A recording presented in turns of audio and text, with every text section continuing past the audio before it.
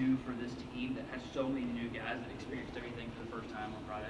Uh, I believe that it gives us a lot of confidence going into the next game and knowing what our mistakes were and why we had some lapses throughout the game.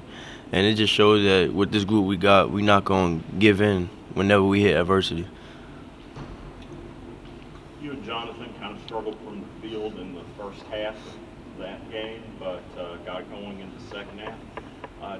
Do you think that it was anything in particular, or were you just taking good shots and they just didn't happen to go in? I feel between me and Starks, we put a lot of time in, and the team know that. And some shots were contested that we were taking, but like we just kept telling each other to keep shooting because we put in a lot of work, and eventually those shots are gonna start falling. So the missed shots don't phase us. You talked about things that you can learn from your mistakes. After watching game film from Friday night, what are some of the things that stick out to you guys that you need to improve on? Most importantly, I feel is transition defense. Sometimes when we score, we kind of jog back, thinking like the team is not gonna, try to score right back, and we gotta communicate more and on that end. And I think once we get that right, we'll be a very good team. Even though you kind of struggled from the field, you were able to contribute in other ways. I mean, what was your mindset while you're out there? When the shots aren't falling, what was your mindset on the court? Just be positive, stay positive. Every time I miss, I don't, I think about the next shot. Like when I miss, I just have amnesia. It's okay. We got another chance. I could get something good on defense or make a good pass or just making good reads. Just being a basketball player. Basketball is not all about just scoring the ball or just taking a lot of shots. I mean, yeah, I had an off night where I felt like I helped rebound and I helped find other guys and make plays for others. So if I'm not hitting, I could always contribute another way in the game.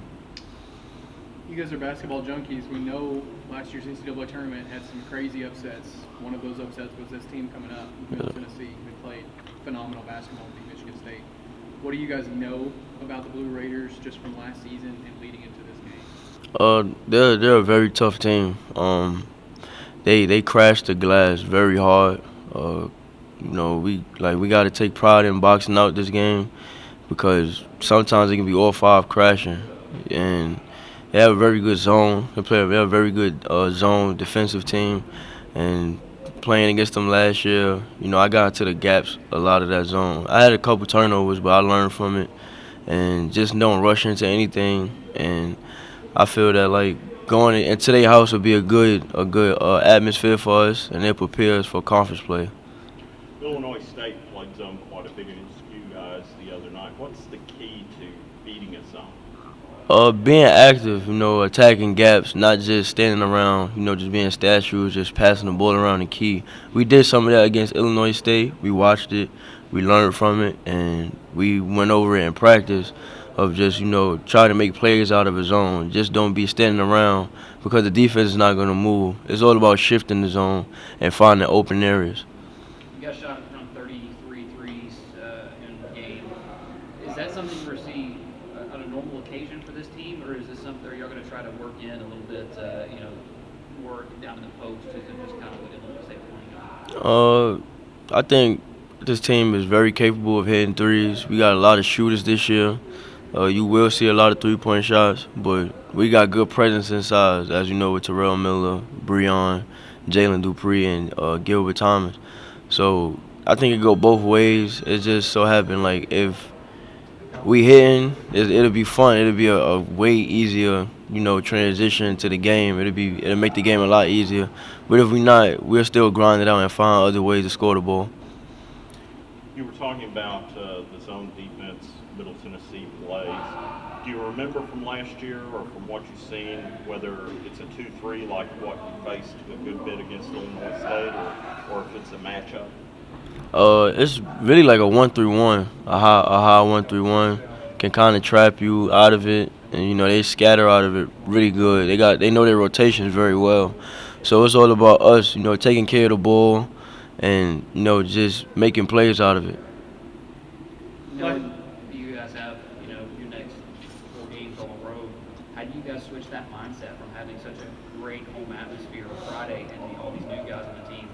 of have to get ready to play in a tough environment in Murfreesboro and then in the tournament? You know, just coming in, using that game that we just won with a lot of confidence, like keeping that same energy that we've been having. Uh, and this will be our first road game, which will be a good one, and it'll test us to see where we at on the road. How can we respond, and how can we, you know, better our mistakes from last game, and carry over to this Middle Tennessee game. And I feel like with the energy and the confidence that we got, we becoming more of a team. We getting closer and closer each and every day. So I think this would be a good test for us. Last year's game, and again, I know that lots changed between now and then, but last year's game was kind of Breon's breakout moment. It was between that and the Moorhead game, there was just a lot riding him just successfully. Your post presence with Reggie Upshaw, they've got one of the best 3-point shooters in getting pots. How will you guys defend the inside-outside that they've got? We got. I feel like Breon Sanchez is one of the best defensive bigs in the country. He's very smart. His IQ is as for him to be so young, his IQ is there. He's still learning though. He still has a lot to learn, which is good, and he's soaking it all in. And as far as Giddy Potts, you know, we know he's a lethal shooter, and DeMarcus Coker is gonna have an unbelievable challenge, and I think he's up for it. He's ready for it, and it's not just about them two being the anchor of our defense, because we all gotta have each other's back, no matter who we're playing. So it's not just a one-on-one matchup. You know, we gotta guard Giddy Potts, and we all gotta get the job done. So playing against those guys, you know, all conference players, that's fine and all, but they gotta show us, and that's just the attitude we got.